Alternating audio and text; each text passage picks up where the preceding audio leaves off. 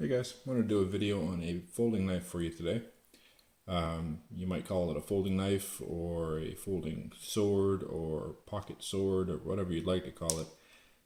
It's definitely not the biggest folding knife out there. As far as the brand goes, I don't know that there's anyone making knives bigger than Cold Steel as far as folders. They've got their Espada XL.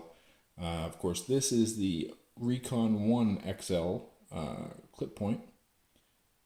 This is in a G10 handle, Oz 8A steel.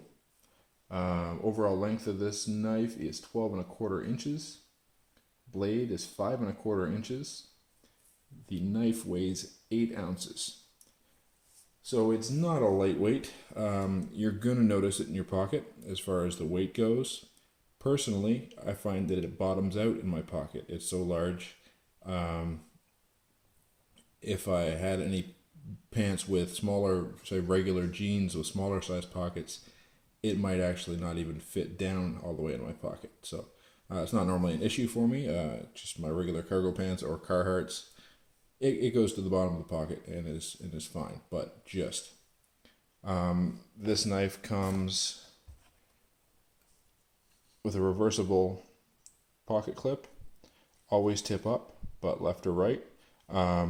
They actually send you 2 pocket clips with the knife, so you can choose one way or the other. It's got this black coating. It's got some scratches in it.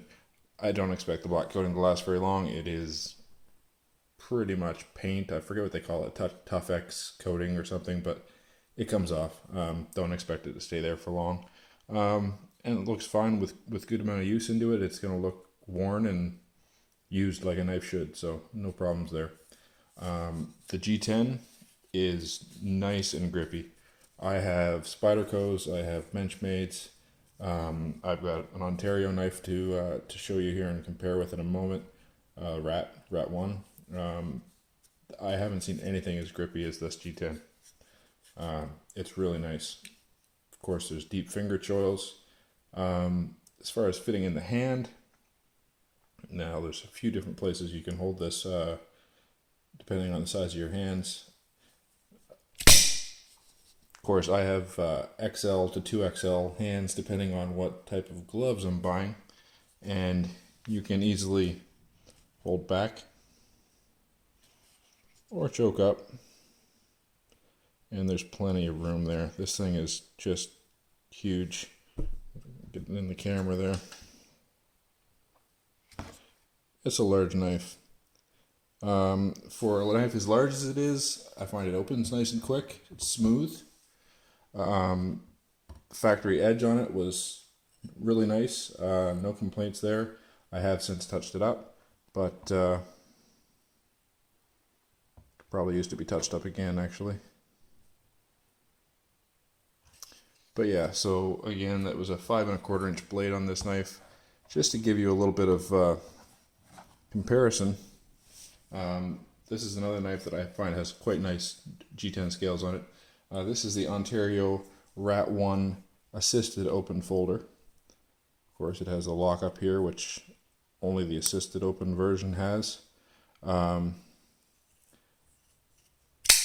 This is Ontario's larger of its 2 folders as far as the Rat series goes, and there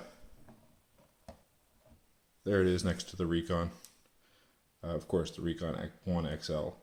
There's no comparison. This thing is just a beast.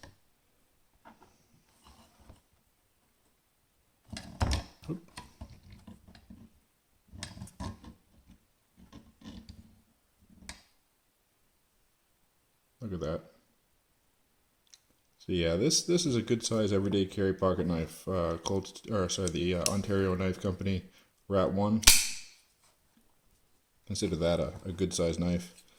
But comparatively speaking, it's tiny. This thing is huge.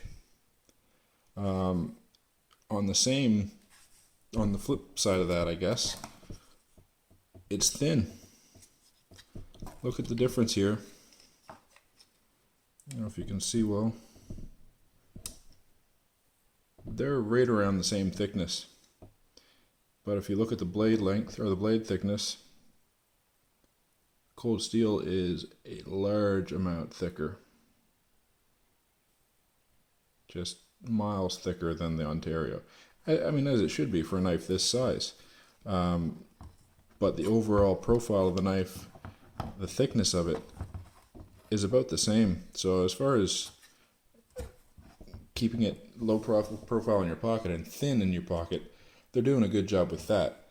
They can't make it any shorter, obviously, as far as after it's folded, it is what it is. But another thing that's very nice is the pocket clip. For a knife that's 12¼ inches long, that's all you have showing out of your pocket. It's no different than walking around with that. They do an incredibly good job of hiding the fact that you have a huge knife on you. I know I've seen some other videos on the Espada XL, and there's a couple other larger ones that they have as well. It's great what they're doing. I like the fact that they get out there with their products and they're not just cookie cutter the same as everyone else. Now, is there a whole lot of use for this in day-to-day EDC tasks? Well, again, I don't usually haul this out as a box cutter or to cut tape on a package that just showed up. I'm not going to do that. I don't need to draw attention to it. But I do enjoy carrying it. Had it out in the woods with me. I've seen it batoned with. I haven't done that myself. I usually have a fixed blade if I'm doing any wood prep or processing firewood. But yeah, as far as capabilities, definitely capable.